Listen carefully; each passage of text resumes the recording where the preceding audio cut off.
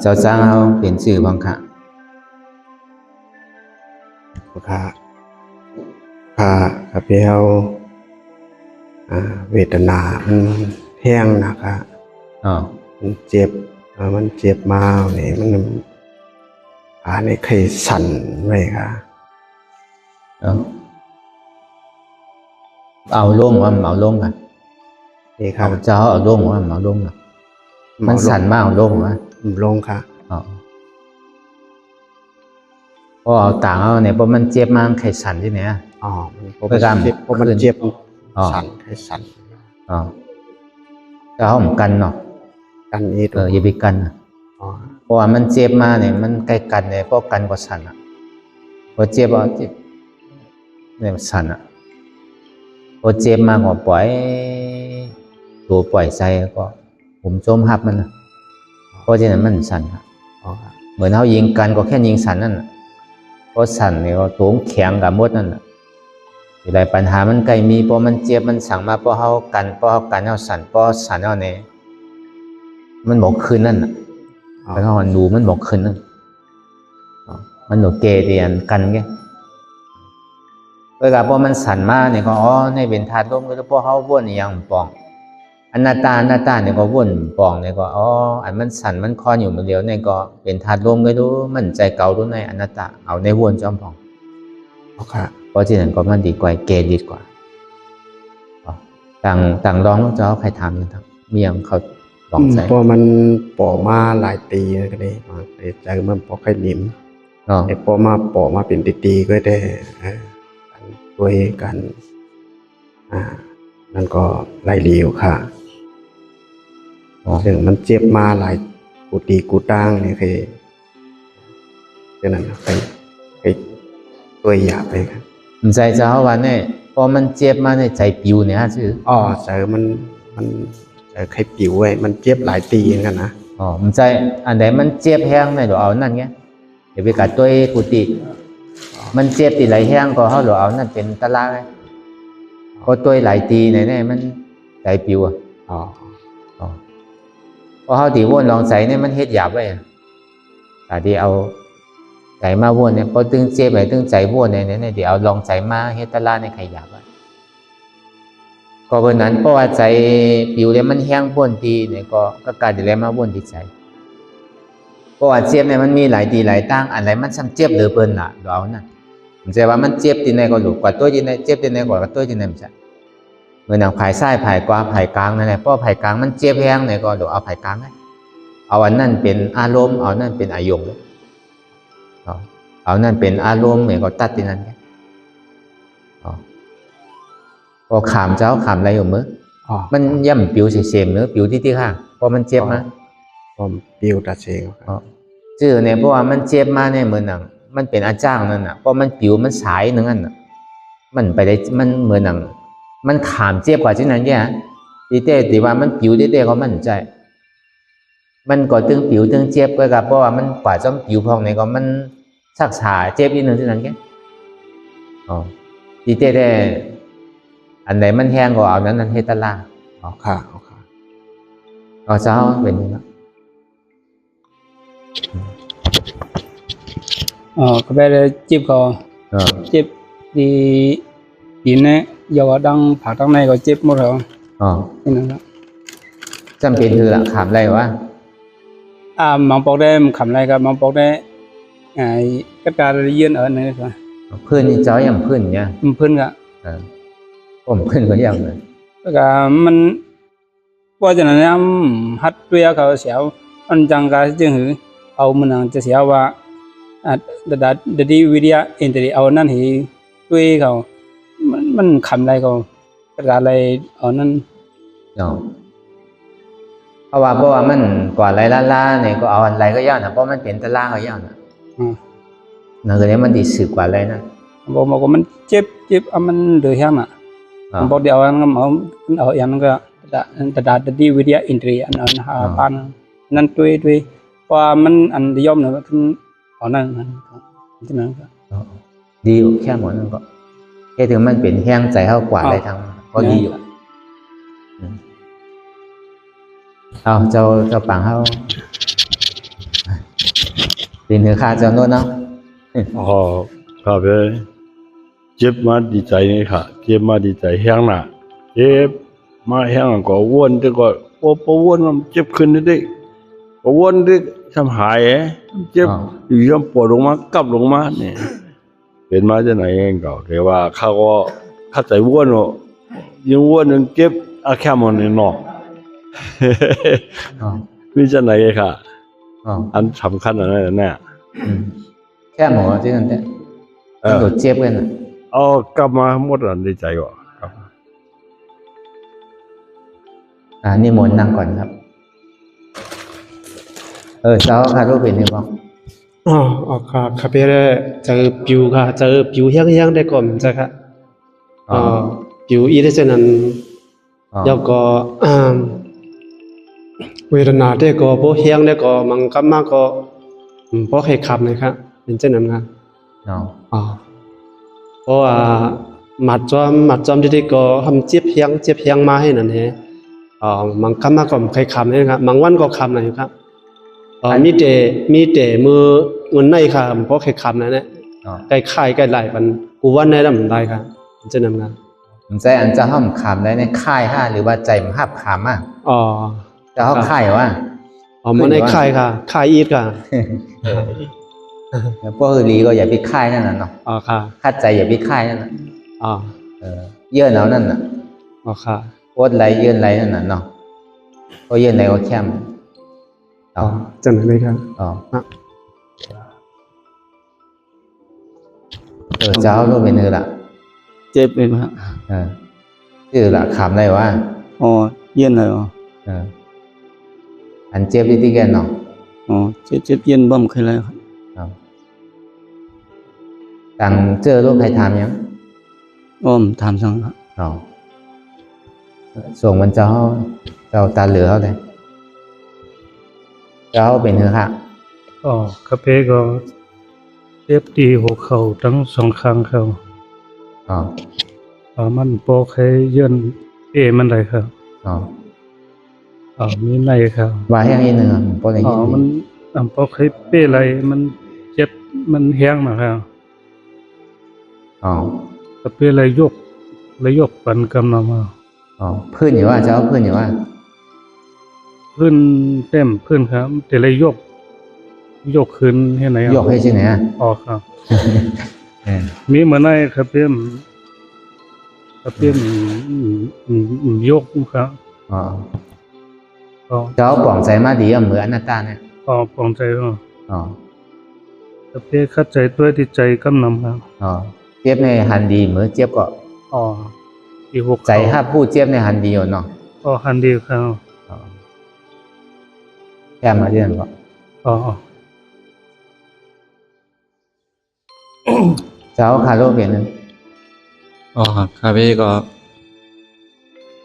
แค่ได้แค่นไม้หนึ่งก็พอจุมองต่างในเด้อ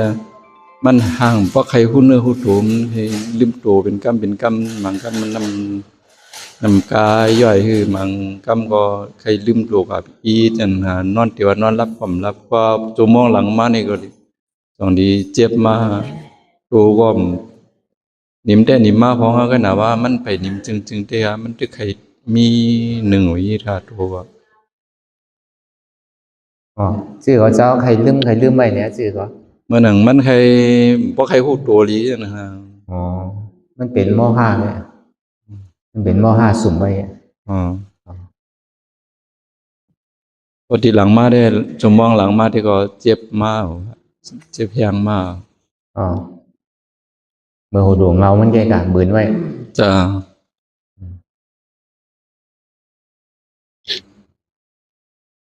กว่าเล่มก็กว่าเอาเนาะ อ๋อฮะ แค่มา แขนมาอีก เจ้าปังเอา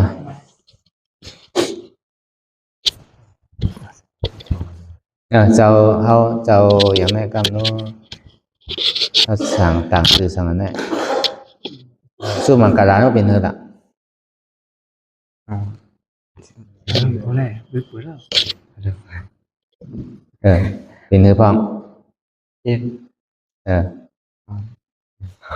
เจ็บอย่างเจ็บล่ะ con chép thì khá là thì đây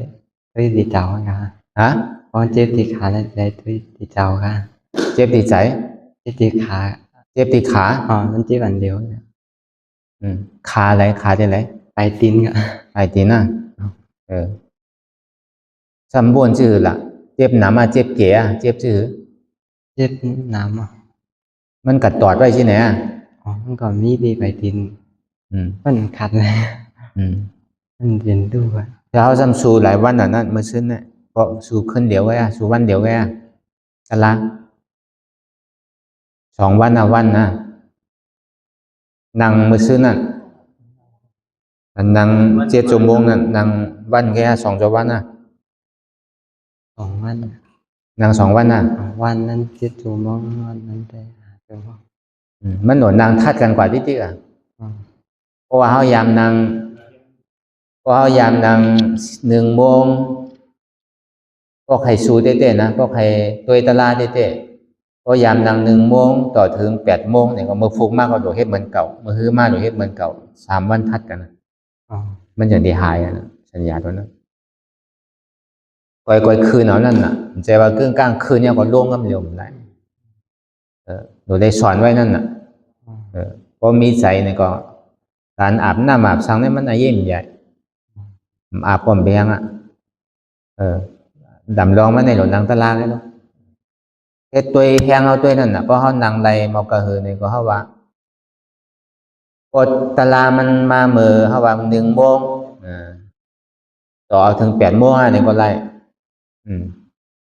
ถึง9 โมงเนี่ยก็ไล่มันหนูโตที่อย่าไปยอมลงกัน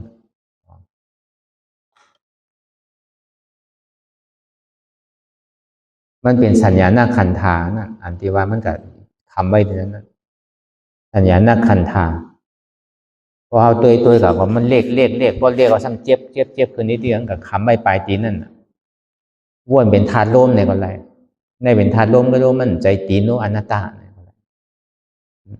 ต่างเมียวลูกเจ้าใครถามมั้งถามอ่ะเจ้าลอยแหลมเขาลูกเป็นนะmột tí ra đây có chở biểu hiang mà hả? Có, ở chẳng số bên nữa. Chở phong không? Chạy phong biểu nọ. Chở phong biểu hả? Chếp hắn chạy biểu cái à? Chở có biểu chếp có chếp bò. Anh đấy ham hang nè. Chếp này hang hả? Anh chếp hang ở cháu được tôi anh chếp cái. Vì tôi anh biểu.มันมี2 อันน่ะการบ่ยาวกับจอมใจปิวการบ่ยาวมาเจ็บไปมันฮู้ที่เอาอันใดน่ะเพราะเป็นนั้นมาเนี่ยเพราะว่ามันเจ็บแฮงในจะเฮาอย่าไปป้าย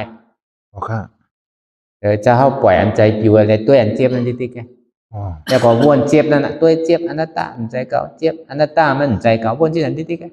ๆเพราะเมื่อไหร่จะเฮาลืมวนยาวเนี่ยก็ใจนี่ปิวกันเดียวมันมีไว้2 อันน่ะพื้นอยู่ว่ามือวัน2 วันอ่อนตั้งได้พื้นมือเดียวโลกพื้นอยู่ว่าจูวันมันไหนเต็มพื้นครับเดียวว่าป้อมพื้นก็ใจก็นิ่มมากอันจะเข้าใกล้ใจผิวเนี่ยมันพื้นเนื้อนั่นพื้นในเป็นเพราะว่ามือนั่งจ้าเพราะมันเจ็บมันเยื่อนใดมาจะเอาซ้ำพื้นนั่นเพราะว่าพื้นเนี่ยก็ใจในผิวเพราะว่าทางกรรมหนึ่งมาเพราะจำดีเย้าเจ็บถึงดีมาเนี่ยมันเป็นที่นั่นไงเพราะจะเขาหนังกว่าเลยมันพื้นได้มันผิวแต่เนี่ยเฮ็ดที่นั่นนะอย่าไปพื้นเนอะ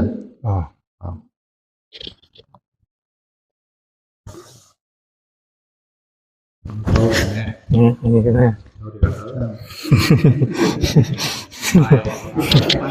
xả thôi เจ้าปางเนอะเป็นเหรอxảค่ะเป้แต่มันเจ็บแล้วก็มันเจ็บแก่นๆเห็นไหมครับแล้วก็พอหึงมาพอจำที่ยอมมาเดี๋ยวมันแต่ผายมันติดคืนมวยครบคืนนี่นะเหมือนเก่าขึ้นไงเนาะเหมือนเก่าฮะย่ำเพื่อนเหมือนนางคัดเพศอยู่มั้ยเพื่อนฮะนางคัดเพศหรือว่านางธรรมดาคัดเพศหรอเดี๋ยวกรรมในปัญเจ้าเขา กรรมที่ได้สอนเจ้าท่านอยากจะถามอะไรไหมเดี๋ยวจะแนะนำในการปฏิบัติท่านได้เคยปฏิบัติอะไรมาแล้วก็จะได้เชื่อมท่าน ก็ขอโอกาสครับครูบาอาจารย์ครับ ครับ ก็คืออานาปานสติมาครับ อานาปานสติ ครับอานาปานสติ ครับ คือดูตามลมหายใจเข้าออกเนาะ ครับ เคยฝึกอานาปานสติ ครับอานาปานสติครับ คราวนี้ก็เปลี่ยนจากอานาปานสติก็จะย่างเป็นวิปัสสนาเลย อ๋อครับ คือกำหนดลมหายใจเข้าออกเนี่ย คือมันเป็นฐานของสมถะ ครับ ถ้าเมื่อไหร่เราพิจารณาเป็นอนัตตา มันก็จะก้าวสู่เป็นวิปัสสนาเลยเพราะในวิธีที่วัดอนัตตานี่สอนก็คือ ระยะแรกเนี่ยเราก็จะดูลมหายใจเข้าออกก่อน ครับ เข้าแล้วก็ให้พิจารณาว่าเกิดออกแล้วก็ให้พิจารณาว่าตาย หรือไม่งั้นก็เกิดดับ ครับ สิ่งที่มันเกิดดับบนนี้เราไม่สามารถที่จะบังคับได้ ไม่ใช่ตัวตนของเรา เป็นอนัตตา จากที่เรามีพื้นฐานเป็นอานาปานสติก็จะก้าวสู่เป็นวิปัสสนาเลยเดี๋ยวยังไงก็ผมจะแนะนำทุกๆขั้นตอน ครับ ก็จะ ขอบ จะ พระ ภาค คุ เป็ ณ นภาษาไทยด้วย ครับขอบพระคุณมากนะครับ ท่านจะได้เข้าใจในการปฏิบัติวิปัสสนา ครับครับผม นะครับท่านนะครับ เคยปฏิบัติอะไรมาบ้าง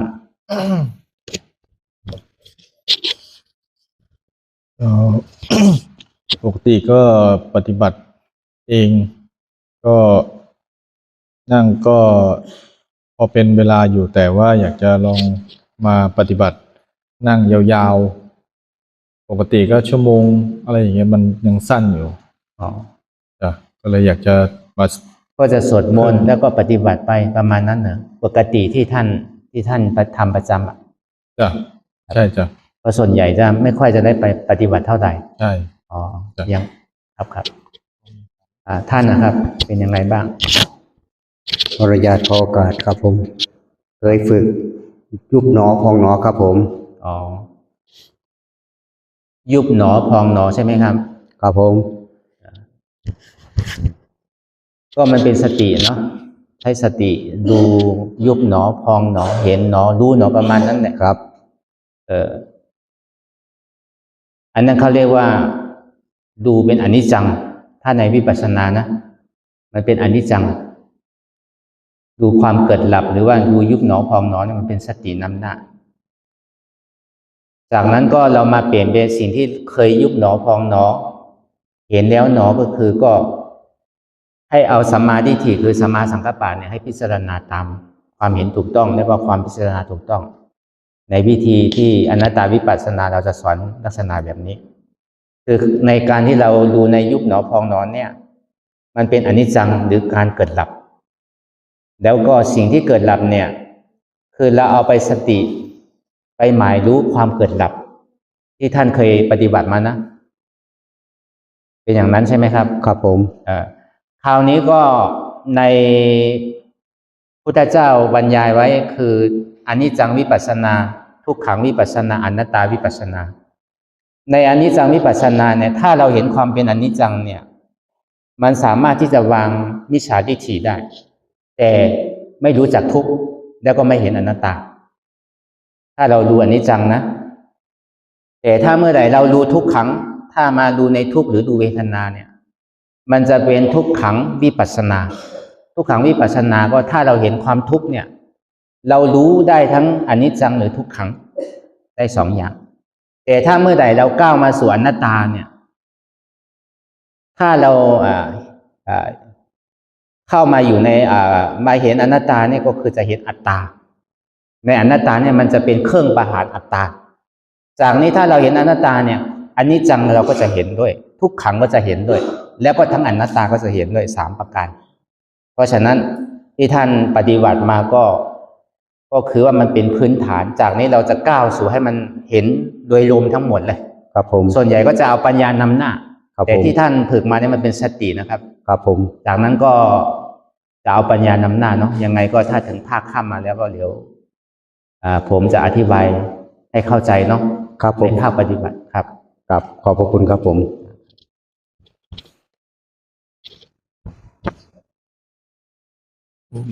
nếuเอากุญแจก่อนทำไปบอกก็เป็นเนื้อ เอาค่ะย้อนไว้ซะถึงเท่าเช้าค่ะ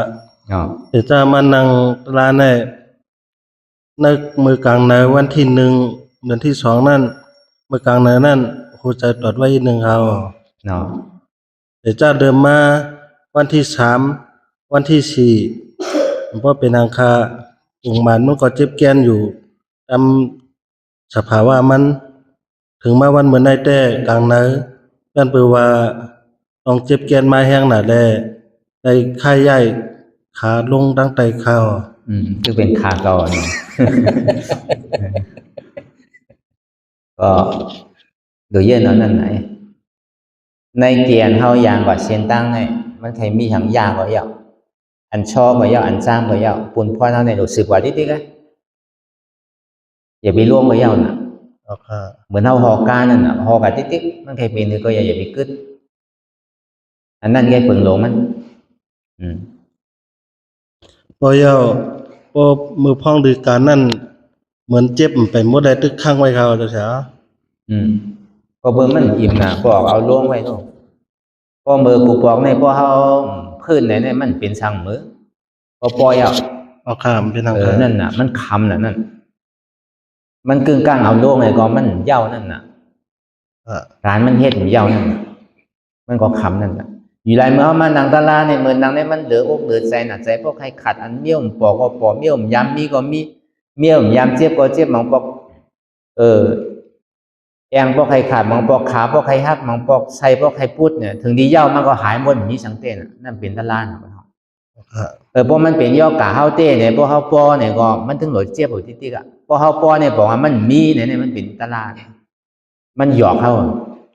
จ่องมันเป็นตัวเฮาเต้เป็นตัวเฮาเต้เนี่ยนั่นก็ในพวกกูกุมอาโรขาเมื่อนั่นใจขาเก่าพวกนั้นก็พื้นไปเนี่ยเย้านะคำไว้นั่นน่ะตึกเป็นขาเก่านะอัตตาก็เพิ่งเหยียบอีกพื้นก็เย้าดีครับ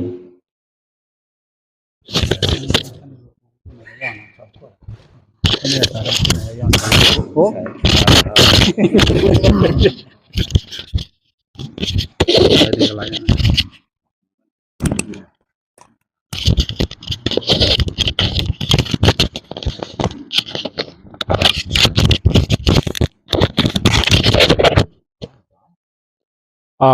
ฮัลโหล เป็นเนื้อพอง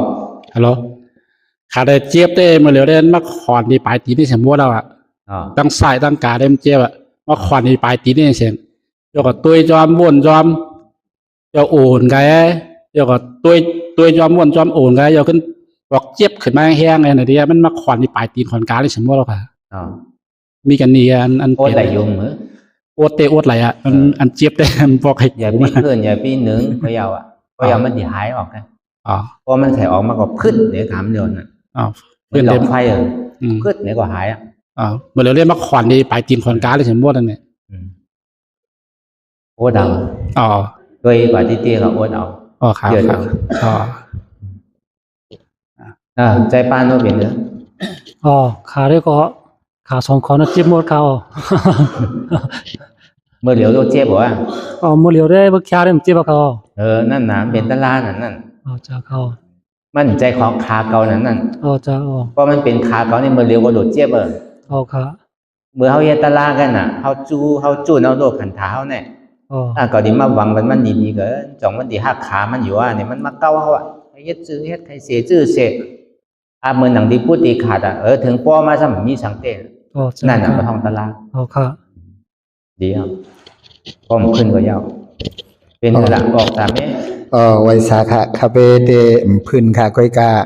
กองโกอะไรตั้งหลังในอารมันขำอะไรค่ะเหมือนจึงเต่าบ่ได้เห็นไหนคือ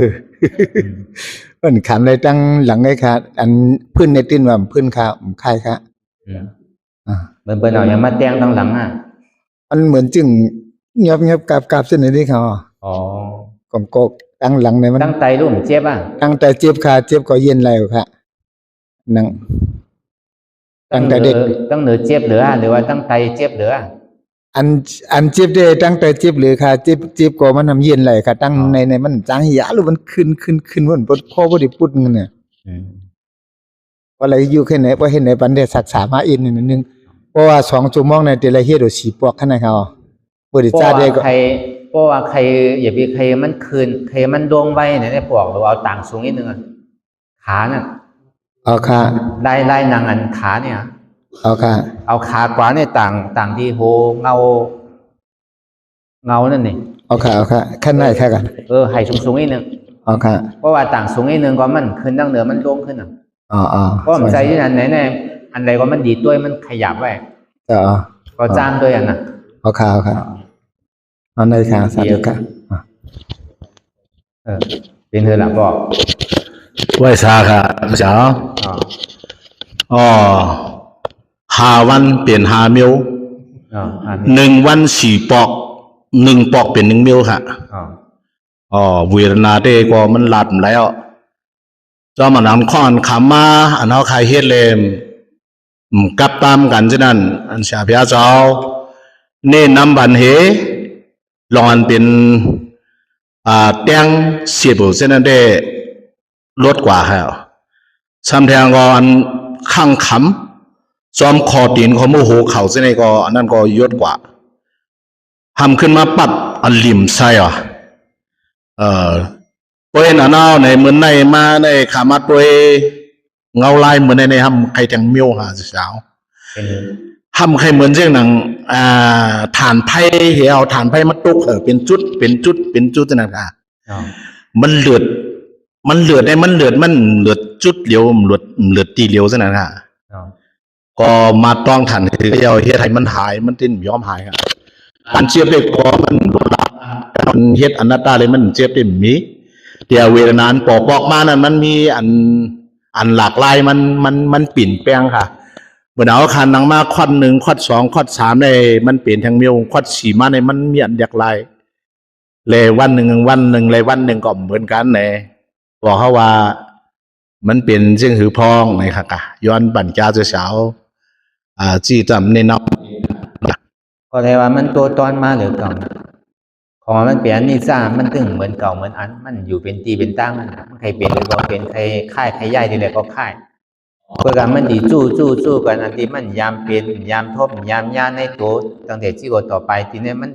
มันเจ็บตีหนึ่งพอตีหนึ่งหายก็มันปอกขึ้นมาเจ็บพอ2แล้ว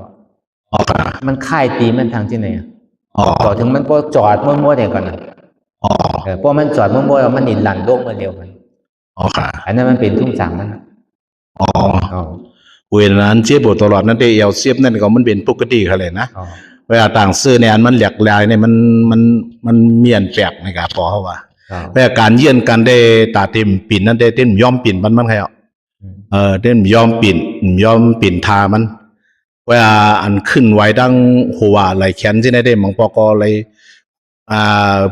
พื้นไหวมันเช่นควันขับเครื่องเอาตีนั่นคืออะไรเนาะเพราะว่ามัน1 มดขาตั้งแต่เด่มบันนึงเลยหลิมบันเช่นนั้นได้ไล่ออกให้อยู่เนาะอันนั้นมังปอกเพราะว่ามันเช่นไหนครับพี่ว่าเฮ้ยไหนมันปอกเขาขาขึ้นไหวปันเช่นไหนอิดเลยตั้งแต่เด่มมันเท่าขาอย่างไรมันหรือจะหนาวสังว่าเพราะว่ามันหลิมเลยมันซ้ำยามที่ไหนก็บ่ดีลิมที่นั่นก็ห้ามลิงก็ค่ะลิมได้ก็ห้าม1ชั้นพูดกันหน้าหนาวครับว่ามันเหมือนจึงเลือดเขาพูดเข้าที่ก่อยิงต้องก็เจ็บที่กันเนาะค่ะยิงโจมค่ะมันค่ะมาส่งตอนมาค่ะปอวันศรีบุญทองเมืองพงเป็นหือปอยินกันขาแดนเจ็บก็ห้ามเย็นไหลอยู่บางวันก็เจ็บน้ำบางวันก็บ่เจ็บน้ำนังคัดเจ็บดิ่มเจ็บเกียมเจ็บซ้อมต้วงขาซ้อมหนังตีนหลังมือนี่แน่คัดมีสิ่งไหนก็คัดถึงพวกสังรัดเจ็บจริงก็บอกสิ่งนั้นไงนังคัดที่ท่าว่าเจ็บดีอยู่มื้อเจ็บดีหือเนี่ยว่ามันพอวางแล้วเนี่ยนังคัดที่เจ็บดีอยู่5เนี่ยว่าเจ็บพอมันเจ็บเต็มดีนะเจ็บแต่เจ็บดีอยู่5เนี่ยค่ะนังคัดเจ็บว่ะอันนังคัดเพชรอ่ะจะใช่หนังขายนังคัดเพชรด้วยหรอใบซาเป็นหืออัน มันเอาขานี่มาตั้งแต่วันที่ เอาใส่โซ่ไว้ มาวันที่หนึงก็มันก็เจ็บขาตั้งแต่นี่ไว้ขานี่ก็เจ็บขาเนี่ย เจ็บขาเนาะ ขาอันป่องตั้งแต่เนี่ยค่ะ พอพื้นอยู่ว่ามันพื้นกลาง มันฟื้นตั้งแต่ขามาขามฟื้นเช้าบ้านค่ะ ปอซัมบาสือปอซัมบนสือ เขาก็ว่า เจ็บจ้าสิ ตัวมันเจ็บมากกว่าเขาก็ว่าอันนั้นตาเนอะ อันนาตาเนาะ ค่ะเขาว่าที่นี่ก็แต่ว่ามัน ใจ ก็ เขา มันก็หายกันนั่นอันนาตา อันตา เนาะ นั่นน่ะเขาว่ามันเจ็บมากกว่ามันเจ็บตัวเขาอันนั้นตาอีกเขาว่าที่นี่แต่ว่าที่นี่ก็พอเจ็บมันก็เจ็บขาอันผมตั้งแต่นี่ก็ขาเสีย ดีอ่ะก็ดูว่าดาวกันเนาะอย่าพี่พื้นก็ยาวอ่ะ ขามันฟื้นขามันฟื้นนี่ ใช่ไหม ไม่สูงค่ะ ว่าดาวก็ยาวกามาใหม่กันแล้วนะมาบอกไหนกันเนาะสองแล้ววะอ๋อสามบอกกันเนาะเป็นอันละดุง ไม่ใช่ไม่เนี่ยนะเจ้าครูเลยค่ะอันเจ็บขาเจ็บตีชนตีนไอ้มันเจ็บตีเก่าตีเดิมมันหมอหายบ่ค่ะ นั่งหึงๆเพราะเคมันหาย มันเจ็บชนตีนไอ้ค่ะนี่เจ็บนี่เจ็บตีชนตีนก็ตีตาตีนเหมันเจ็บตีเก่าตีเดิมมันค่ายตีมันค่ะ มันเป็นสัญญาณคันธาทุกขานั้นนะ อ๋อ วนเป็นอนัตตาที่เดียวเพราะมันใจก็ในเป็นธาตุลมไงใจเก่าอนัตตาเนี่ยก็ไร อ๋ออ๋ออ๋อ วนเป็นธาตุลมอ่ะ อ๋ออ๋อ จะไปว่าอนัตตาเดี๋ยว อ๋อ อนัตตาก็ยังตื้อเจี๊ยบบอกว่าในเป็นธาตุลมก็ต้องอนัตตา อ๋ออ๋อ ก็ย่ำหายเนี่ยก็เอาสติมาอยู่ที่รวมเทยใส่แน่เอาญาณปัญญาเข้ากับตัดจอมดังหลังมัน อ๋ออ๋อ เพราะมันหายในว่างไว้กำหนึ่งทีนั้นน่ะมาด้วยที่รวมเทยใส่เนี่ยเกิดตายว่าอะไรอนัตตาทำใครเข้าก็เข้าอยู่ทำใครออกก็ออกอยู่ว่าอะไรอนัตตาที่ไหน อ๋อ พอมันพูดออกมากำเดียวก็ซ้ำขึ้นว่างที่ไหนด้วยที่นั้น อ๋ออ๋อ นะ อ๋ออ๋อ เฮ็ดด้วย อ๋ออ๋อไม่ช้าค่ะสาธุ พอเขารู้เป็นหือ เอาค่ะเฮ้ยก็เจ็บนี่เจ็บอีกหนึ่งครับ อ๋อ เหมือนปัดเลี้ยวก็เจ็บนี่เจ็บบางนี่เมื่อนักแค้นมาอีตีเลยค่ะ อีสังเจ็บ เก้าขาค่ะแล้วมาที่เอว พอเขาสัมบาสือวนสือ ก็บุญนั้นเจ็บก็เป็นใจขาเจ็บอีกครับเป็นอะไรแน่นตายอีกค่ะ อนัตตาเนี่ยเป็นแอวเก่าอนัตตาเนี่ยมันเป็นขาเก่านั่นน่ะเนาะ ว่าค่ะ พอเขาพื้นอยู่ว่ามันพื้นกัน ว่าค่ะ พื้นอยู่ว่านั่งนี่พื้นกับพื้นมากว่าเพราะมันเจ็บ ก็เจ็บก็เช็ดตัวก็อดได้ก็ขายหนึ่งเช็ดตัวก็ขายอีก อย่าไปคายเนอะ เอาค่ะ อดไหลก็อดไหลก็อดนั่นน่ะ เช็ดตัวอดก็มันปูนไว้เช็ดตัวก็อดได้ก็ยังอีกหนึ่งอันนี้ค่ะ นั่นน่ะ ค่ะ อดไหลก็อดไหลก็เราอดอ่ะ เอาค่ะเอา เป็นอนัตตาเนาะเป็นหือ ไปชาสาเจ้าค่ะ อ๋อ มื้อในนั่งจับ เอาใส่ซบจำนิดนึง มื้อในก็กินเคียนมาติๆค่ะว่ามื้อชื่อในขาเจ็บหนาว อ๋อ มื้อในได้นั่งก็เป็นหมักไม่หมักตอกละลายค่ะ ว่าคือก็ว่าเอาจำซบนิดนึงว่าแห้งนิดนึงอ่ะ มื้อในนั่งก็กุนเจ็บนะฮะมื้อเนี่ยมือว่ามือชื่อทำขาเจ็บบ่ เบอร์ว่ามือซึ่งขาเจ็บมือในทำอย่างเจ็บ กุนเจ็บค่ะ ควรเจ็บเจ็บชื่อหือล่ะ เจ็บว่าเหมือนนั่งกับกล้องเปล่านั่นแหละ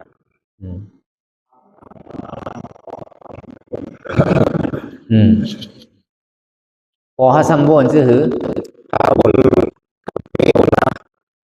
มันจะเก่ามันกินปลาน้ำตาปุ้ยคือเขาว่า ขามอะไรอยู่มือย่ำพื้นมืออย่าไปพื้นกันเพราะมันพื้นในมันหายอ่ะ ขยาวอีต้องเจ็บหนาอันละ มันเหมือนเท่าหุงเขานั่นน่ะพอลมโซนไฟมันเนี่ยก็พอไฟมันลูกก่อนน้ำมันก็พวดนั่นน่ะพอเขาเยื่อนแล้วมันหายน่ะน่ะ อย่ามีพื้นก็ยาวน่ะ อ๋อ ทุกขตานำไว้นั่นทึกสิบอกว่า ใจของเราเป็นหือ อ๋อขาได้สารขานั่นเจ็บหมดเขากูเมื่อวานได้สารหลังเจ็บมวยที่เขา เหมือนได้ทำใจเหมือนได้ทำใจหลังอ่ะเนาะ ขายิงพื้นยิงเจ็บบ่ ก็ยิงพื้นยิงเจ็บเนี่ยอย่ามีพื้นใช่ปะ เขาว่าพื้นติสาหื้อเลยนึงแค่พื้นนึงแค่เจ็บมาติ๊กๆเอาเลย เมื่อเดียวก็พื้นเมื่อเดียวก็พื้นอยู่ว่า มาไกลพื้น2เร็วอ๋อเลยมันเจ็บหนาอะไรเหรอครับ ทำขึ้นได้อย่ามีพื้นน่ะ อ๋อครับ ผมพื้นในหัวอย่าฉางมันน่ะ อ๋อครับ เดี๋ยวพอเขาเป็นหือ ค่ะไว้สาขาจะเปมือโอจ่ามาวันครั้งแรกนั่นนี่แต่เปว่างขาว่างตั้งใจจะไหนเลยจนเจ้ามาแต่เปมานั่งได้6 ชั่วโมงแล้วก็แต่เปทำกลางวันมาแต่เปทำยกขึ้นมาต่างหรือหนีที่หนีเนี่ยมันนั่ง6 ชั่วโมงของมันได้ตั้งแต่2 ชั่วโมงประมาณชั่วโมงไปจะนี่มันเคยเจ็บมาเจ็บหัวเข่าเลยมาหลังตีนกันในมาหลังตีนกันในก็หมัดจำมันก็หมายเลยยืนเอาอดเอาก็มันก็เอาปุ่นไปเป็นกำนั่นครับไอ้ใหญ่ๆเดี๋ยวมันโดดต่างสูงนั่นน่ะปอเขานั่งหึงอยู่เนี่ยก็เพราะมันพันตุกขามันพันเจ็บก่อนมันทุลางเนาะแต่พี่ยกมาต่างกันในแต่ว่ามันต่างสูงอย่างนั้นน่ะเพราะว่าเขานั่งไหลหึงหา6 ชั่วโมงในแต่เขาสัมพันธ์เจ็บเพราะมันทุลางเจ็บอยู่เจ็บมันยืนได้นั่นน่ะเหมือนปอว่าเมื่อเจ้านั้นเอามาต่างเนื้อใน2 ชั่วโมงพร้อมไข่คามนี่นะอันนั้นบอกว่าเขาอย่าพี่เอานั่งหึงแกใหญ่ๆเนี่ยเขานั่งอ่ะเพราะมันหันเจ็บเนี่ยตีเกสุดมันได้2 ชั่วโมงก็แคมอ่ะเพราะไหลเยอะก็แคมอ่ะการป้อมใจเหมือนโกบไว้น่ะนั่งอยู่ตึ้งบ้านอมเปียงนั่นป้อมหันตัวขามหันเจ็บก่อนเนอะ10นี่น้ามิดหิวก็วันแรกนั่งอีกก็วันแรกนั่งใช่ไหมวันนั่งที่ไหนมันจะลายเฮาตาเฮาเนี่ยเพราะที่ไหนนั่งเป็นปากซูมองกับมันก็ทู่หังสู้ไม่ขิงเจ้าไงน่ะสู้ไม่ขิงไว้เป็นหรือเปล่าก็ครับภาษาครับเสร็จแล้วครับตั้งแต่มานั่งแล้วก็ตั้งแต่มานั่งถึงวันเมื่อไหร่ก็เจ็บในนิ้วค่ะที่ขาเจ็บที่ขาค่ะทำเพราะว่าเขานั่งขึงมาเนี่ยมันเคยยอลงอาจจะไหนค่ะเจ็บเต็มเจ็บขาก็น่ะมันเพราะว่าเจ็บเนี่ยหายกับอีนั่นเนี่ยก็มันเคยโคตรลงอาจจะไหนค่ะในเขาคามขึ้นจิตโตมันอย่างนี้ต้องไล่มันไล่คำค่ะอย่าไปพื้นไว้ยังพื้นค่ะพื้นเลยค่ะก็ยืดตัวนี่ไหนฮะมันถึงงอลงไอ้นี่ค่ะเนี่ยอย่าไปใกล้ยืดก็ยาวค่ะอย่าไปใกล้ยืดก็ยาวค่ะก็ยามยืด2-3 ปอค่อยๆช่อนั่นค่ะก็ยืดมาตั้งนานที่ไหนอย่าไปยืดกว่าตั้งหลังยืดตั้งนานไหนแต่พอดิน1 กำ 1เนี่ยก็อย่าไปเฮ็ดที่ไหน1นั่นน่ะหรือเฮ็ดที่ไหนค่ะยืดที่ไหนได้ใจก็ยืดที่ไหนมันได้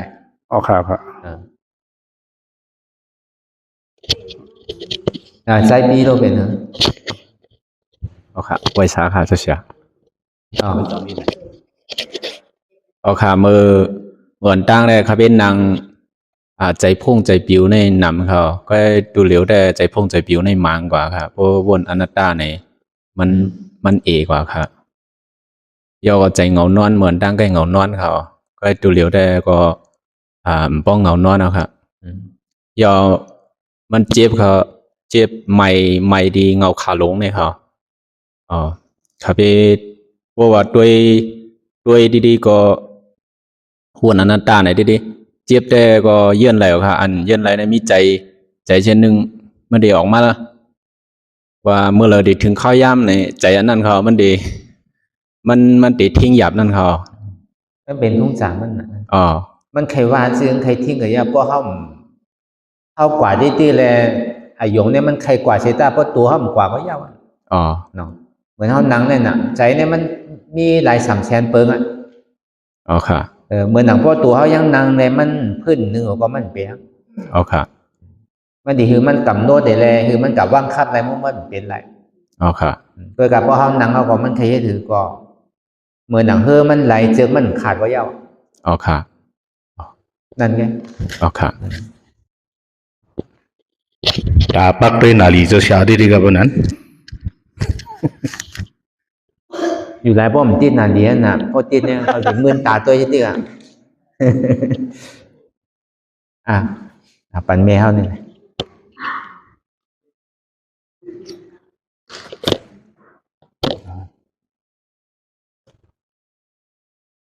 เป็นเหรอแม่สิดิ สาธุไว้สาเจ้าสาวค่ะ อ๋อ เจ็บก็เจ้าสาวค่ะ มันเจ็บมันไข้ตีมันเจ้าสาวค่ะ มันเจ็บกันตัวเจ้าสาวมันเจ็บตีหัวกลุ่มดิ๊กเจ้าสาวค่ะ มันมีเป็นนิ้วมือในเหี่ยวเลยให้มีศอกนะอยู่จี้ใส่เจ้าสาว ด้วย ค่ะ ศอกมันด้วยเตียนหูมันเจ็บก็เย้าอย่าไปกัดด้วยเจ้ามันที่มันเจ็บพอเจ้ากัดด้วยนี่มันเจ็บมันหันเด้งๆว่าหันข้างในหันข้างในมันเป็นนิมิตน่ะมันเป็นนิมิต เจ็บ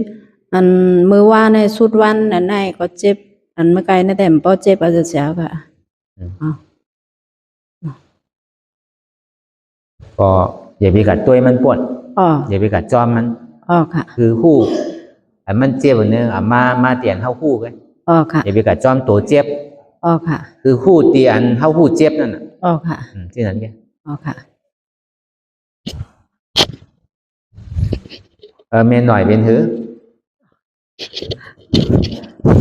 ไว้สาขาเสียค่ะเป็นถือค่ะแต่ต่างเพี้ยนเพราะอะไรคะโซเชียลหัวเขาเจ็บนะคะต่างเพี้ยนอะไรหนังแต่นิ่มนะคะมันมีเวทนาอันเดียวไงค่ะเวทนาได้มันก็มีหวยเหลียวเหยืดให้มันเกี่ยนเกียกเขามีหวยเหลียวเหก็นิ่มจริงๆเจ้าไหนค่ะก็จำ2 ชั่วโมงมากก็มันก็โอนกว่าให้ทำรู้เหลียวไปไหนเจ้าไหนก็มัดหนังแทงขิงไงก็มันก็ตรงมันก็ยุกในก็ปั่นแล้วก็มันเกียกเขาพอแก่เนาะป้องแก่เนาะก็มันหนีมึงฮะพอหนีมาก็ต่อถึงจำ2 ชั่วโมงมาเจ้าไหนก็ทำโอนไปไหนเล่ก็ให้ทำยายไปไหนเจ้าไหนเขาเมื่อไกลในแต่เจ็บหนาค่ะเจ็บเห็นมันเหมือนจึงลมในคูดไปมันเป็นตีเดียวกันค่ะเวทนาได้มีอันเดียวเป็นตีเดียวเจ้าไหนกันเนี่ยเป็นตีเหลียวนั่นดีค่ะมีหวยเดียวนั่นแค่ค่ะเปิดจำ2 ชั่วโมงมาได้ก็ลมในทำยายอันมันเหมือนจึงมันขุดไปแล้วก็มันกีลงกว่าไปเรนหย่อนลงเจ็บเตะว่าดีเมียเฮาญาเนี่ยเจ็บเตะเจ็บเตะแบบว่านั่นค่ะแต่อดทนเอาแกนำเพิ่นกันว่าเจ็บว่าค่ะดีโดดค่ะเอาให้ฟัง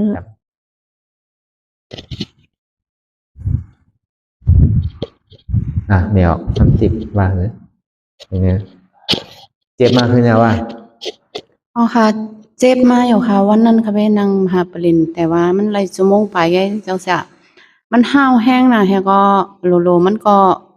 ตกกายแห้งกวยมันแล้วค่ะไปก็มันนั่งโยเอาขาตั้งหายทั้งในขึ้นไหนมันก็มากขึ้นก็เหมือนที่เจ้าเสียร้านนั่นเหรอจ้ะเมื่อว่าถามเนี่ยมันมาหายเนี่ยมันมาในมันมาสัญญามันเป็นสัญญานั่นค่ะมาที่ปลายขาเล็กๆนั่นค่ะเอาแล้วมันห้าวแห้งเจ็บแห้งน่ะตัวนั้น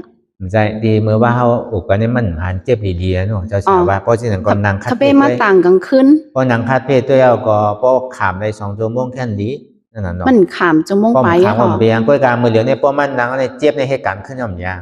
เจ็บขึ้นเนาะค่ะมันเจ็บขึ้นเนาะค่ะเหมือนอัตตาเนี่ยมันนอนรับไว้นั่นน่ะมื้อเดียวเขาหยอกมันออกมาเหมือนมาเอาค่ะบ่มาเขาเย้าน่ะโดยหยอกมันออกมาให้น่ะมาเย้าก็โลคัดใจตัวแกไหนบิ๊กกูแกค่ะมันใครเป็นก็เย้าปล่อยมันค่ะมันเป็นธาตุลมไงวนที่ไหนค่ะเพราะว่ามันยิงตัวยิงเรียกแต้งเอาคลิปเอาใครเกินนั่นอันสัญญาตัวนั้นนะมันขันเจ้านะคะมันอินเสียดาวก็มันดึกคำไว้ดีสัญญาวะน่ะมันเหตุการณ์มันเย้าน่ะมันดึงคำก็เบอร์สังเดมเย้าแต่มือมันเปลี่ยนเช่นนั้นมือมีออกตึกเปลี่ยนอยู่แน่มันเปลี่ยนไล่นางมันแปล ก็เบอร์ว่าใครมันผ่านตัวนั้นเนี่ยก็ในพอเปลี่ยนไล่นางไปแล้วในตัวอันมันต่อตัวนั้นมันหายไปอะไรเงี้ย อ๋อ มันทำเจ็บแบบธรรมดาขึ้นที่ไหนกระโจมมันดิเขาเจ็บขึ้นก็มันก็เป็นเหมือนเมื่อปีกายเข้ามาแจนให้เป็นที่นั่นเนาะมันยังตื้อมีตัวนั้นเนาะ เจ้า ก็ในเหอะพอมันดังเอาเนี่ยอ่ะกูนั่งขามหึงได้นั่งซื้อได้มันดิสั่งถูกที่ไหนกันน่ะ เจ้าเจ้า กูว่ามันขามหึงไหนกันน่ะ เจ้า แล้วก็ในพวกเขากับมันมืดมายาวแน่ๆอัตราเนี่ยมันเข้ากับนอนรับไปแล้วเพราะในถนนหลอกมันออกมาทาง เจ้า ทำในก็อย่าปีการมันก็ยาว เข้าใจค่ะ ตัวเองกว่าที่ก็ยาว อ๋อค่ะ อย่าไปปลายเจี๊ยบขณะมีศีลเพราะมีศีลปลายเจี๊ยบก็ขึ้นหันเจี๊ยบเล่มแล้วให้อีเมลเราเป็นสันนิษฐานมันนี่สันเนี่ยมันเอาใช้ชอบเอาจำชอบอีกหนึ่งกันวันนี้สันแห้งแต่แห้งน่ะทั้งคนเดียวอันนั้นก็แม่จ้ะอันนั้นก็สันมันนั่นน่ะสันมาถึงเอา ดูก็สันที่ที่นางก็ยาวน้องก็ยาวสันที่อะไรปีไม้มันเป็นฐานล้อมไหมก็ว่าฐานล้อมแม่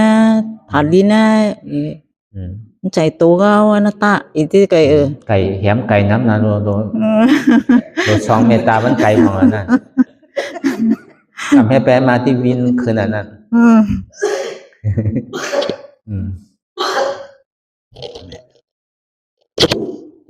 เรียนเฮอแมวไว้สาขา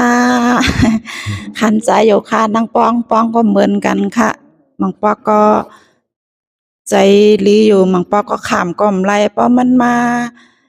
นางแง่หมักกอกนั้นมันแค่ขามไรค่ะก็เพื่อนปันเจ้ากามานางในก็2 ปอกยาวค่ะเพื่อนปันหรือนั่นกะก็เพราะว่าแง่หมักกอกในก็มันกาตั้งไตใกล้มันชันมวยก็ค่ะก็ตัวปันมันจวนป้อสุดก่อมพื้นปันให้กำก่อยค่ะแม่เฮาสำบวนชื่อล่ะบ่มันมาพอมันเจ็บมานั่นก็หันเป็นกวนเป็นสังนั้นแม่เฮาวนชื่อก็วนชื่อก็ว่าวนเอาวันอยากตัวว่ามันใจของเฮาอันเราก็มั่นใจนี่ก็อยากตัวมันใจตัวเฮามั่นใจเฮามันดูต้านปันพระต่อเจ้าเสียงมดเราเป็นหยังก็เติ้งมันอดเอาขันถาวเอายื่นเอาก็คิดที่ไหนก็หมังปอก็มันยื่นก็มไรค่ะบางเจอหมังเมียวก็ยื่นไรค่ะเพราะว่ามันหมื่นมาเซ็งมันมีวันหนึ่งมันหนีหมื่นกับเสียงหมดแลใจก็ใจลีอยากตัวใจก็ลีอยากตัวลมเข้าลมออกก็ลีอยากก็ตีเวทนาก็ลีมันหมื่นกับเสียงหมดหนึ่งตัวก็มไรมันกับเสียงหมด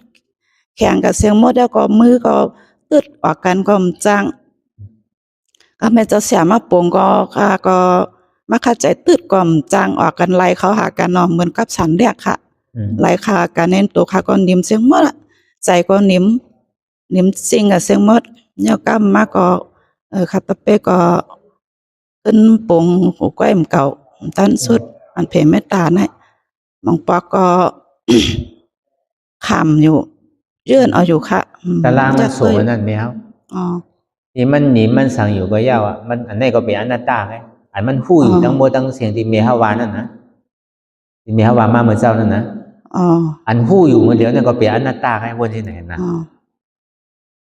อย่าไปคือมันกว่าเจ้ามันนั่นน่ะเนาะอันที่เมียเขาหู้อยู่นั่นก็เป็นอนัตตาไงว่าที่นั่นนะเมื่อมันไปเจ็บปวดตารางมันพูดมาเนี่ยมันใครโฉงว่านั่นเพื่อการที่มันเป็นก้อนเป็นหวยอยู่นั่นในก็มันเป็นธาตุดินนั่นอย่าไปว่านั้นหน้าตาเดียวนะเพราะมันเป็นก้นเป็นหวยเป็นสังมันปอไม่ยาวเนี่ยในเป็นธาตุดินก็ดูมันใจเก่าอนัตตาอันเป็นหวยเป็นก้อนอันนักไว้เนี่ยมันเป็นธาตุดินนั่นนะเอาในวนจอมเพราะในวนจอมมันดีผ่านกว่าอันห้อมเจอเนี่ยมันดีมากที่เดือนน่ะอันห้อมใครหันน่ะเพราะเขาผ่านมันแล้วก็มันก็ป้วนกับไอ้หนังเก่าตัวนั่นนะที่มีฮาวาเป็นก้อนนั่นนะค่ะก็บ้วนหนูค่ะเป็นทัดเพราะว่าไม้ก็ทัดห้อนทัดไม้ทัดกัดทัดแก่นก็บ้วนปันอยู่ก็ว่าเขาเยื่นไรเนี่ยเอาทัดนี้นำนมไผ่เนี่ยเอามาเข้าเกจริงๆเพราะมันกว่าไรล้มๆเอาเนี่ยก็บ้างไงเอาทัดนี้นำนมไผ่บ้วนเป็นหน้าตาที่เนี่ยบ้วนปันอยู่ค่ะยากตัวอยู่ดีว่าอันดำดองไม่ได้มันหนุกขึ้นนั่นแหละเป็นถือก็ยาวในกลางแกนเท่าสืบเข้าตั้งเนี่ยมันบุยตนาเนี่ยมันขึ้นมาจื้อก็มาอยากตัวใจในตัวซากอมออกมหากอมออกแต่เย็นเขาใจซ้ำดี ใจลำมันหนูกับตัวที่นั้นแม่ อ๋อ เพราะว่ามันเจ็บมันเกิดขึ้นมามือ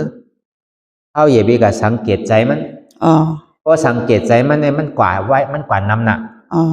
มันบวยผ่านน้ำหนักอันตรเดของวิปัสสนาเนี่ยบางพอมันตึกเหตุการณ์อยู่ในยานปิญญาเฮาบ่ก็ถึงนั่งพูดนั่นน่ะนั่นก็มันได้ อ๋อ มันเป็นอันตรเดวิปัสสนาหนึ่งสองมาอยู่ๆไอ้เงาแรงเฮอก่อนนี่ก็เป็นอันตรเดก็หันนั้นแต่เนื้อก็เป็นอันตรเดเพราะว่ามันพูดปอกเกิดขึ้นเป็นมาเนี่ยอย่าไปคือตั้นกับวนกับตัวที่นั้นตัดคำเดียวอนัตตาในคำเดียว อ๋อ เพราะว่ามัน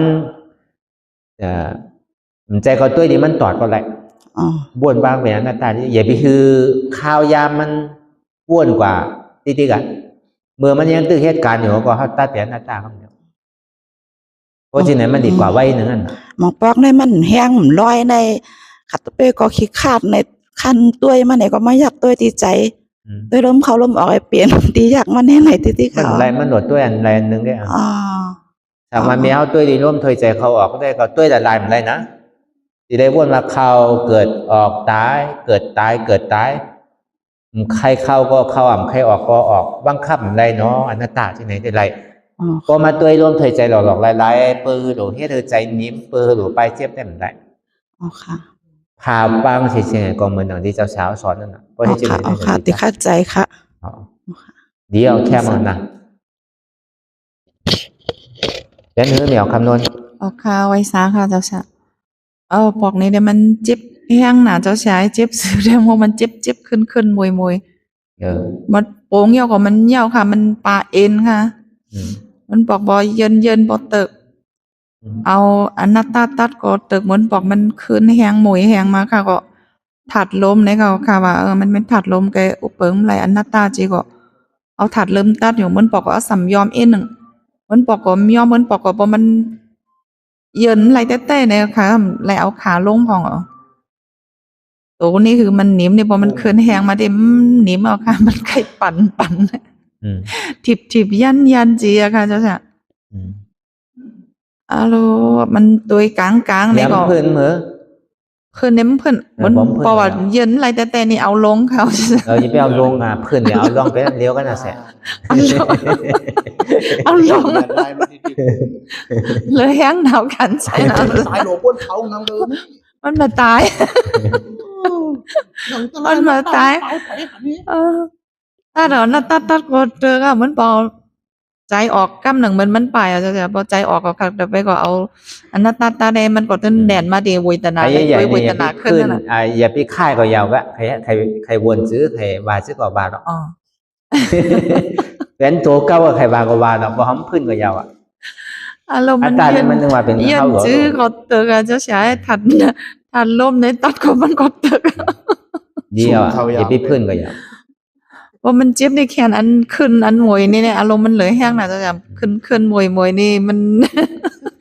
พอมาติเปิ้นหนังที่อันกลมแล้วกันเหลือแห้งหนาวอ่ะหนังก็มันเหมือนนิ่มกำเร็ววินทั้งไรก็ตื่นอะไรมันนั่นขึ้นตัวเราค่ะเดียวมีจริงค่ะเดี๋ยวเอาเลยเดี๋ยวมึงสัตว์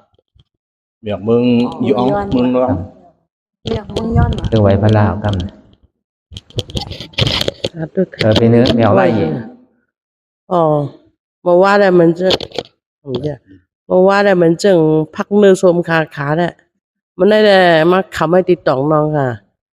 เจี๊ยบไปมาแต่มองบอกมากก็ซ้ำหายกว่าย่อมกว่าบางไรก็ซ้ำแกนมาแทงมันจึงเชนมีแทนเรียกมันนานจะไหนเนี่ยเป็นเชนไว้จะไหนตำใส่จะไหนเพราะว่านับอนัตตาก็ซ้ำยอมไว้เนี่ยก็อยู่น่าไปซ้ำขึ้นมาที่ไหนค่ะขามเลยว่าพื้นอยู่ว่าหนึ่งว่าพื้นอยู่ว่าค่ายว่าพื้นค่ะพื้นในปอกอ่ะมีพื้นก็ยาวดีอ่ะแคบหนาตกขามอะไรเงี้ยเนี่ยเอาดูประมาณสักการยังบอกกำไกอ่ะป่าด้วยเลยป่าด้วยเลยตะกำอ่ะนัดดาบเพียบุตรีนาแล้วมันนาบุตรนาบาเดเพียนาแล้วคันดำคันบุนาแล้วนานัดดาลุมาบาเดเพียเละแล้วมันเละบุเนาะเละบาเดเพีย เลกันเลบุญเนาะ le ba phia nada ba phia nada lo piu yin phia ma piu yin phia con này giờ to ho sửa na lệ để nó thì ma phia na lệ đó con giàuเป็นหือละแมวเมนู อ๋อค่ะ ไรสาขาเลยเมื่อเดจามา2 วันเดก็บ่เจ็บแต่เจ็บอดไรอยู่เมื่อว่าไว้วันขิงในกลางค่ำนี้ทำอย่างเจ็บแต่เจ็บกันก็เขาว่าใจเขาใครเจ็บก็เจ็บละใจเขารู้ในอนัตตานั้นเจ็บก็ไม่เจ็บก็ไม่แน่เนี่ยในความอดไรเอาเย็นกายแล้วเอาหายกายมาเหมือนจังเหมือนจังเลือดบื้อลงมาโหเนี่ยเลือดขึ้นมาไอ้กั้มเนี่ยก็ขึ้นเอามันกันเหมือนจังโตเนี่ยก็เหมือนจังแข็งไว้เลยมันถึงจังนั้นเนาะ2 กัม2ขิง2 คับกันนั่นซ้ำมื้อนั้นในซ้ำขึ้นอดไรขึ้นแกเอาเลยเอาขาลง2 ปอน มันนะขาลงแต่เนี่ยมันส่งเขามันใครส่งเอาหลุดตัวเอไปเอาลงมันตี5 แต่ว่าพอมัน5เอาแน่พอมันหนีมาเนี่ยใครห้องซื้อห้องอย่างนี้เนี่ยเสียงเนี่ยใครคือกล่อมจังห้องแล้วมันต้องตนาส่งเลยนะเหมือนเอาโดดคาดตายเสียงมันกะจังนั้นกันนี่มันใครส่งอย่าไปเพื่อนเห็นนึงก็อย่าไปเพื่อนนั่นเมื่อไหร่ก็ดีอยู่ค่ะเมื่อไหร่มือเจ้าเมื่อนั้น2 กัมกันเนี่ยเอาขาลงเขามันไรไปเอาลงมีลงแรงมากค่ะไว้สาค่ะเจ้าเจ็บไหมเจ็บกับกูตีเจ็บขาเจ็บก้นเจ็บเข่าค่ะตำบลชื่อละก็พอมันเจ็บมาเหมือนตั้งแต่ว่าวนเหมือนเจ้าสั่งว่าสอนว่าคือบอกว่าเป็นอนัตตาใจตัวเฮาจะไหนคะพอมันเจ็บแห้งมาไหนมันนำตั้นวนตั้นสอนทั้งแล้วค่ะขึ้นอยู่ว่าพื้นค่ะเพราะหนึ่งพื้นก็ซ้ำหนึ่งเจ็บกอมจังให้หรือซ้ำหู้อยู่นอนเพราะเพื่อนเจ็บเพราะซ้ำเพื่อนอยู่ค่ะจะมีเพื่อนค่ะจะมีเพื่อนค่ะก็เพื่อนในแคบมันน่ะค่ะก็ผ่านตัวนั้นแล้วก็กวาดได้ง่ายๆแค่เหมือนเท่ากว่าเส้นตั้งอะแสะเส้นตั้งลูกตั้งหูมันมีมีหนามไว้ในบอกข้างในแค่พอเขาเยื่นกว่าตีกันแล้วก็ป้วนอ่ะเหมือนเขาขึ้นร้อยเนี่ยค่ะเหมือนเท่าลงกับกินเขาอันน่ะเบอร์ลงกว่าได้แค่หมดพอขึ้นมาเนี่ยใครเหลือใจหนึ่งพอมาถึงก็ยาวน่ะค่ะก็เหมือนนั้นแค่ค่ะเป็นหื้อเมเก่งเมไอ้เมเก่งอ่ะน้องเมเก่งค่ะก็เจ็บอยู่อดก็อดไหลอยู่นั่นค่ะเป็นหื้อมองอดไหลหรือเก่าเหมือนเก่าอดไหลหรือเก่าค่ะพื้นย้ำพื้นเหมือนพื้นเก่าค่ะมันหนบพื้นเจ็บเตะเจ็บอีน่ะเจ็บก็เจ็บน้ำอยู่น้ำก็อดไหลอยู่เจ็บตีหัวเข่าขาในแกมันไข้ตื่น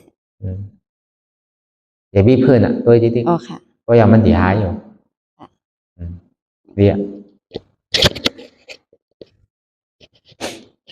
เป็นเฮ้เมหมอกโหเจ็บหายเนาะโหเมาแค้นกะค่ะแค้นกะลอยๆค่ะแล้วก็เป็นปอดตั้งใจนี่ค่ะจ่าแอวลงมาตั้งใจนี่ค่ะอันเจ็บนี่ค่ะหมอวันก็อดไหลหมอวันก็สายอยู่ค่ะหมอวันก็หนาค่ะเดี๋ยวอันผมเมาในเมากันลอยๆค่ะมันเมื่อเดี๋ยวนี้มันเจ็บตั้งใจแล้วดูค่ะมันตื่นตั้งเหนือโล่งอันนั้นค่ะก็ขามอะไรได้มันหายนั่นโหค่ะมันพื้นเก่าค่ะหมอวันก็อดบ่มใครไหลค่ะหมอวันก็อดไหลค่ะไวซาค่ะอดไหลในพื้นหน้าอดไหลในพื้นค่ะอดไหลในพื้นหน้าชื่อพื้นค่ะอดไหลแก่กลางใจอดไหลแก่ค่ะแต่ว่าพื้นในพื้นค่ะป้อมพื้นก็ยาวค่ะป้อมพื้นแล้วในประมาณอดไหลอยู่นั่นค่ะก็พื้นในบนห้องอดไหลหลักไข่อีเดือย แม่บอกว่าเป็นหือ ไม่ ไข่ ใช่ มัน ค่ะ แตกเด้อไข่มันไปแตกเด้อ ฮัลโหลมือมา2 วันได้เจ็บนะใครเอาอ่านผมลงใครเยอะ เพิ่น2 วันได้เขียน เพิ่นเป็นหลายปอกอะน่ะ 2 วันได้เขียนมาค่ะ ลงมา100 เพิ่นหลายปอกล่ะ 3 ปอก 10 ปอกมุกค่ะ ค่อยๆชอเอาอย่าไปไกลเพิ่นนะเพิ่นเจ็บแต่เล่นน่ะโอ้โหตั้งแต่เจ็บตั้งเหนือได้มันเจ็บค่ะ หลบพึ่งไว้เรียๆทางเอ็นมาแม่เฮาหลงมาอ่อนเพิ่นที่มึงแย้มเฮ็ดเท่านั้นน่ะกับเฮาทำพื้นนี้เพิ่นเนี่ย ใบในปอได้ก็ขำได้ค่ะอดได้ค่ะ ดีอยู่พอเฮายามเพิ่น4ปอกก็3ปอก2ปอก1ปอก ใช่ ต่อ ค่ะ ถึงปางตะลายาวนี่อย่าไปเพิ่น ไปสาขา สีกอกได้ไรวันเดียวก่อน มันสิบอกได้ แม่ไอเป็นหือ ไปสาขาเจ็บก็เหมือนเจ้าชาซ้อนมันต้องก็สำโอนกะขึ้นปอกเจ็บอย่างนี้ขาเต็มเอาลงค่ะ ไกลขึ้นเอาลงแทงอ่ะ แค้นมาหรือเก่าอ่ะ แค่นมาหรือ ปอ เก่าก ใจมาหรือเก่ามืออ่อนตั้งในมือเดียวเนี่ย แค่นหรือเก่าค่ะอันเจ็บแต่มันถึงเจ็บไปหายนั่นน่ะมัน เจ็บแห้งว่าเจ็บตันๆมันน่ะ เอาปองในเจ็บหลายเยินหลายอยู่ มันโดดเจ็บเตะๆนั่นแก ค่ะ เจ็บใจพวกไข่ขาดนั่นน่ะ ค่ะ อยากก็วางแผนกระตายจริงๆแม่เมืองแพ้เฮาเราเป็นหือ ค่ะไปชาเจ้าสาขาเจ็บติดเจ็บค่ะเจ็บว่าเยื่อนได้อยู่เยื่อนก็เลยอยู่ค่ะประมาณอนัตตาก็หายก็ย่อมก็ เพิ่นเนาะ เพิ่นค่ะเยื่อนได้ ขาทำขึ้นครับ เพิ่นน่ะ เพิ่นโอแคมเอาอะแม่เฮาเราเป็นหือ ย้อนเลยเจ้าชาค่ะ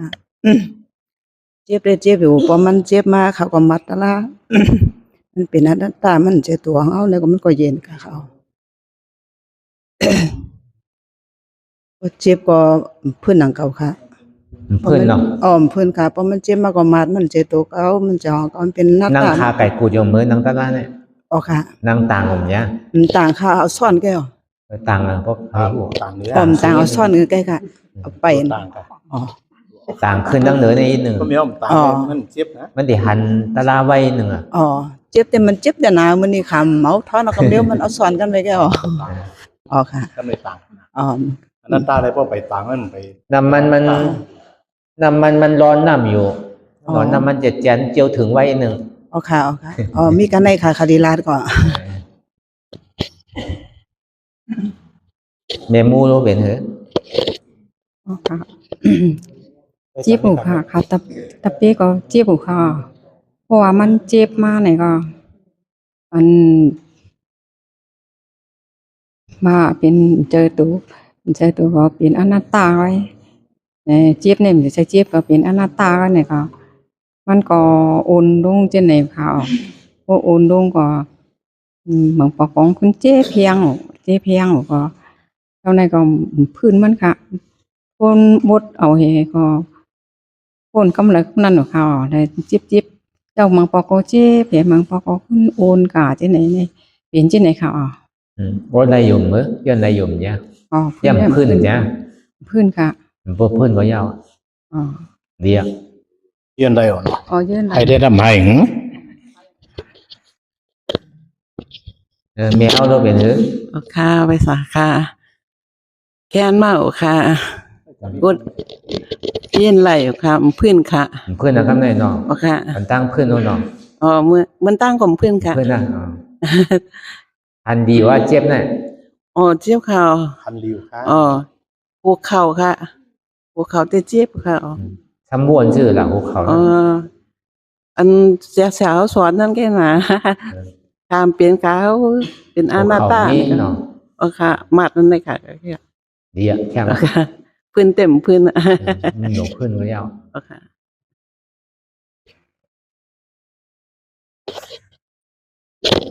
เป็นเหรอแมว พ่อไวซาค่ะ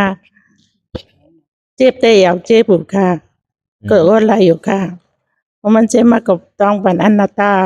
มันเป็นตัวเก่ามันเป็นใจเก่าในก็ต้องปันดีแค่ค่ะเพื่อนเด่มเพื่อนใส่กรรมค่ะ เจ็บดีอยู่เนาะ เอาค่ะ เจ็บค่ะ แจ่มเรื่องเนาะ จ้ะ แม่เฮาโลเป็นหือ ถามบ่ถามหยังค่ะ เขาปีนนั่นกัน อ๋อเจ็บในเจ็บค่ะ นั่งในนั่งไหลอยู่2 ชั่วโมงนะ เพิ่นเนาะ เพิ่นค่ะ เจ็บดีอยู่เนาะ อ๋อเจ็บดี แม่เฮาโลเป็นหือ อ่ะไปสาขาเจ้าคนหนังมาไหนเน่ประมาณหมอกชั่วโมงกึ่งในมันเจ็บค่ะโอ้ชักแทงกึ่งชั่วโมงตีหา2 ชั่วโมงที่ไหนเน่มันกินใจหนาค่ะ เนาะ ป้อมเคยเยื่อนไรค่ะ ใครเยื่อนไรก็ใครเยื่อนไรอยู่มื้อ ไรอยู่ค่ะเพราะว่านังเพราะนังคัดเพชรในมันเหลือแห้งไม่เก่าบางปอก็ย่ำแค่ฮัดนัง ผมนังแค่นกินใจค่ะเพราะนังคัดเพชรในยังสักษาใจอีกนึงค่ะก็ไม่เสื่อม อันใครเยื่อนไรนั่นแหละเฮาทำเยื่อนไรนั่นน่ะนั่นดี อ๋อค่ะ ไปเยื่อนเอาลูก อ๋อค่ะ แม่เก่งเนาะเป็นหือ ค่ะไว้สาเจ้าสาค่ะวันเตจ้าได้ไปเจี๊ยบไปหางค่ะวันทน2ไปคำมาในมันเจี๊ยบน่ะอดทนได้นะคะเพื่อนบ้านเนาะแล้วก็วันที่3ที่4ที่5เนี่ยก็เจี๊ยบอยู่เจี๊ยบก็อดเอาก็ไล่อยู่ค่ะเพราะมันเจ็บมาเนี่ยเจ็บตั้งตัวแล้วก็ตัวไม่หือบ่แตกมันเจ็บน่ะอดป้อมใครไล่ค่ะก็อดปันก็มาไว้ว่าอันนั้นในเป็นธาตุไฟเป็นอนัตตาเป็นธาตุไฟอนัตตาในมัดปันก็ยอบกายย่อมเจ็บดิ่มให้จังไหนค่ะก็มัดหันตัวถึงพอถึง2 ชั่วโมงก็อดไล่อยู่ค่ะ เดี๋ยวพี่เพิ่นเนี้ย ค่ะ เดี๋ยวพี่ฮือเมียจ้างเพิ่นก็ย่อ ค่ะเพิ่นในมือวันทน2ไงค่ะเพิ่นยาวตั้งหลังวันที่4ที่5ได้เพิ่นเอาค่ะ เดี๋ยวผมเพิ่นก็ ค่ะส่งค่ะ แม่เฮาเป็นหือ อ๋อค่ะ อย่างมือก็คือจิจ้าบ้านนังเนี่ยปันหนึ่งนั่นเพราะขามานังค่ะฉันไว้เนี่ยถึงมาแทง2เนี่ยปลา2เนี่ยปลา3ความฉันน่ะฉันเต้แต่ว่าของโกในหลังในมวยเจ็บขึ้นหากูโหนี่พื้นได้คำพื้นค่ะว่ามัดปันต้องปันใจตัวเก่าใจเก่าเป็นอนาตานังใจเจ็บเก่าเป็นอนาตานังค่ะว่าจังไหน ขามได้อยู่มื้อย่ำพื้นมื้อ อ้อมพื้นได้ปอกค่ะขาก็เจ็บบุก็อดได้อยู่เย็ดได้อยู่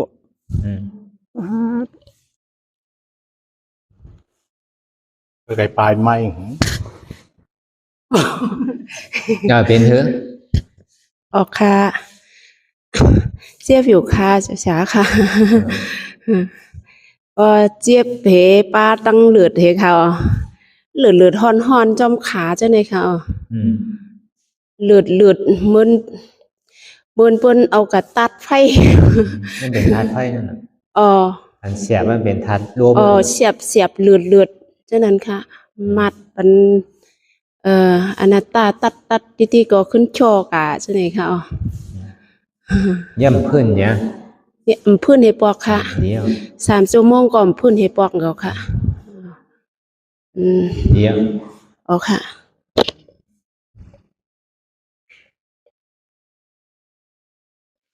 เป็นไง อ๋อค่ะนับอย่างถึงเจ้าสาวค่ะโอ้นางในสังใครเจอปิวไม่อ๋อมองปอกก็เป็นมองปอกก็เป็นอันเจ็บได้ทั้งเจ็บมาหูเข่าเพียวหมักเกาในเหมือนควบงานมันเปิ้นยุบเฉยในงอเพราะว่าคาเย็นอะไรก็คาก็ยึดดูคาขึ้นให้ไหนพื้นที่พื้นนี้ปอกค่ะมองปอกก็เจอได้ปิวตืดเอาอันมาเสืออันก็ตืดเอาอันมาเสืออันในก็เหมือนหนังลิงจับกิ่งไม้ มองปอกก็มันนึงเป็นทุกจำมันอ่ะเจ็บเลยปิวเลยเจ็บเลย เจ้าสาวค่ะ ไปจำมีอะไรไหม ไปจำชดใบ แมวเราเป็น ได้ยินน่ะอ๋อค่ะใบสาเจ้าสาวค่ะอันเจ็บมือมาวันนั้นตั้ง2 วันในไรพื้นค่ะเจ็บแหละแล้วก็ในวันทน3ในได้พื้นค่ะ วันทนสีมาเมื่อเจ้าก็มได้เพื่อนในก็กลางวันมาในซ้ำหนูขึ้นมาเก้าค่ะซ้ำปอกไข่เวียนไข่เต้น หรือว่าหนูมีอะไรน่ะ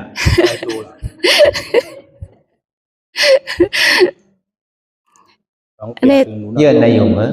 อัน ขึ้นน่ะ มือในเนี่ยเพื่อนค่ะอ้อมือในแดมือหนูขึ้นในเพื่อนอ้อ อย่ามีเพื่อนเนอะ มันเจ็บห้อยมันหนูค่ะเนี่ย อย่ามีเพื่อนน่ะนะ ใจดีขึ้น มันมี หนู แค่นั้นก็มัน เต้ปืนเดียว ขึ้น ปืน ปล่อยก็เหมือนร่วมไม่หายแบบนี้ มันเป็นทานโลกเนี่ย มันมีเต้นั่น ไข้ว่าหาย đổ dơn đổ ô đầu à มาแทงเหยียบมีไข้ สาธุ ดูไปนั่งกลุ่มญาติตัวนั้น mèo đâu bên hứa เจ็บปะเจ็บค่ะอ๋อไม่ทราบเจ็บปะเจ็บ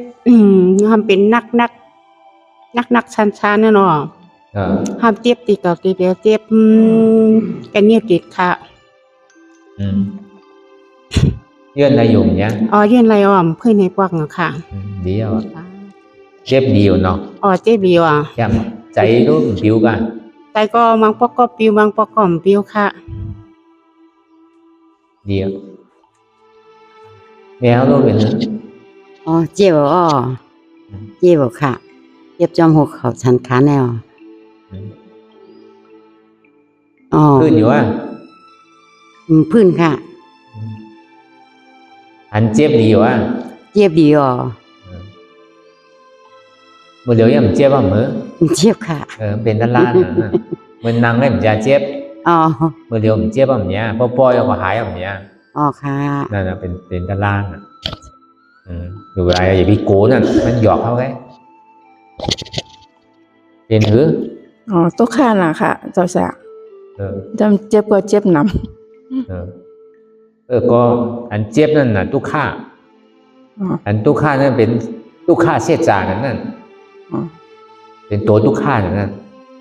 อะไรวะอันเจ็บตุกข้าเนี่ย ใครอะไรค่ะ พวกใครก็เราเอาเกาออกเลยเกานั่นน่ะเราเอาออกอัตตาเจอโดเปียอัตตาเลย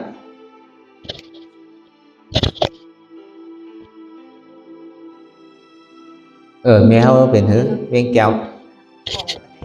เจ็บหัวเข่าค่ะหัวเข่าสองขวาเนี่ยเจ็บทำว่าซื้อละพื้นอยู่ว่า เพื่อนค่ะเต็มกับจ้ามานั่งเต้นเพื่อนนะปะก็มัดมันจะนั่นมัดอนัตตามันใจของเก่าหัวเข่ามันใจของเก่าแน่มันเป็นอนัตตาไหนก็เดียวแค่มั้ง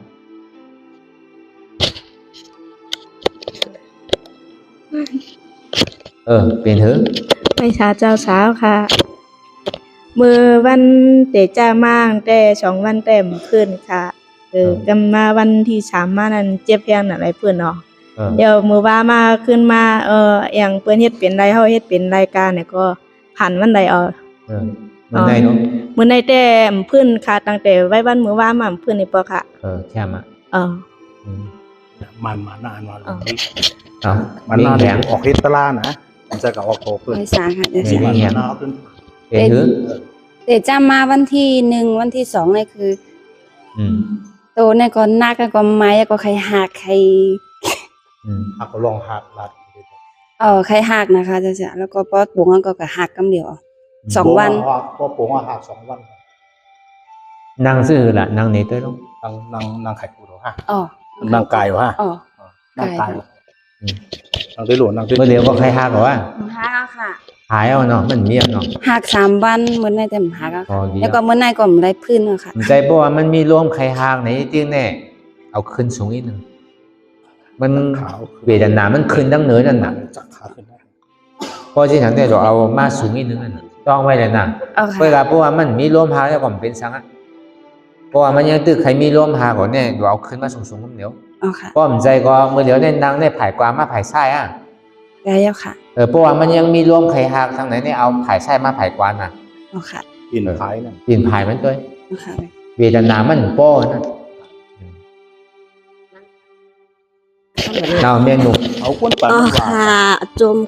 มตาลาอนัตตาสุดยอดค่ะ เป็นเนื้อละ อันเมนูแต่สู้มาตลอดอะอันเจ็บก็วันในวันก็เหมือนกันบางวันก็เจ็บนำบางวันก็เจ็บเกะว่าเจ็บมากก็เจ็บมาตั้งไหนก็เจ็บขาก็มีขาปล่อยวางเป็นอนัตตาว่าเจ็บมากก็มันอ่ำมันคึมใจดีมากก็อ่ำมันคึมปล่อยวางเป็นอนัตตาให้เนี่ยค่ะเป็นมีเด่นเพื่อนในปอกค่ะเจ็บมือกลางเนอเจ้าในเจ็บสุดจุดจิตตายดีเดียตายตายตายตายตายตายเห็นไหมจิตตายเธอซ้ำเอา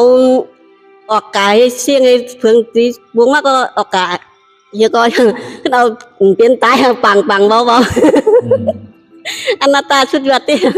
รอดตายตีตายมันตายตีมันหยอกเขานั่นนะแค่มาเอาขาจุ่มขาดีมากค่ะเดี๋ยวเลยมันขึ้นช่วงปัดได้ทำขึ้นนั่งเนี่ยเหมือนเป่าว่าเขาเจ็บไม่เดี๋ยวมือเจ้าไอ้เจ็บนั่นแน่มันหนุนเจ็บดีๆกันนะเพราะมันเจ็บได้มันแมวรู้เป็นหรือโอค่ะกันดอกค่ะ อันใจดีใจว่าหนูค่ะก้อยเดี๋ยวว่าเลยถ่อมตาละเจ้าเฮ้ใจก็ใจดีใจว่าหนูก้อยเดี๋ยวว่าขาเนี่ยก็เจ็บน่ะถิ่นผ่านให้กำค่ะก็เปิดว่าเลยนางตาไล่ปอกลูกเลยยกลงปะหนูค่ะมันเจ็บนะหลักขาเนี่ยอันจำตัวเด็กก็มันเจ็บมันก็ขาเจ็บที่ขาก็ค่ะก็เหมือนแดงก็เหมือนแดงขึ้นอยู่ว่าขึ้นกูว่าอยู่ว่ามันตัวไก่ไหนก็ขาเนี่ยก็ตัวไก่ที่ไหนอ่ะใจน้ำมือมันตีล่วงแน่หูแน่กวนเอาล่วงฮะตัวไก่ในนั่นน่ะใช่มันลาดีล่วงไงๆผมเอาล่วงกล้วยเจ็บหนาเชี่ยวลูกก็ตัวไก่นั่นนะเดี๋ยวล่วงกันแน่ก็ในพวกมันตีเอาล่วงในตืดไว้คำเดียวหนาเอาค่ะใช่ป่ะอันนั้นต่างใครล่วงก็ปล่อยล่วงใช่ดอกคัดมันมือค่ะมือว่างอะไรก็หมูไว้ไหนน่ะดอกคัดมันพองอ่ะผมใจมันยามันอ่ะมันสบายมันดวงหางกล้วยก็ดวงมันใจเอาค่ะ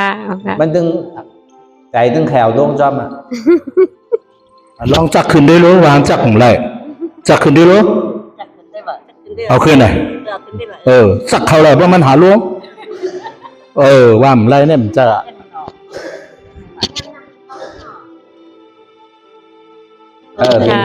ค่ะ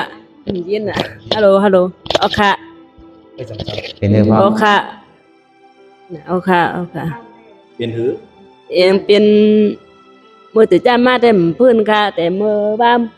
ไอ้เจ้าพื้นกำแล้วก็รอบ2พื้น2กำเอาเหมือนไหนค่ะพื้น2กำค่ะแต่นางในป้อมพื้นก็มันตรงกับไก่วิทได้ไหนค่ะมันเจ็บมาในตู้นะมันใครซื้อค่ะการหน้าการหลังค่ะแต่ว่าพื้นมีเหมือนในพื้นเมื่อเจ้าปอกนึงแล้วก็รอบ2ปอกค่ะก็เปิดสั่งในพื้นน่ะมันเจ็บแล้วก็อดไหลค่ะเหมือนในใดพื้น3ข้างค่ะยังเจ็บน่ะ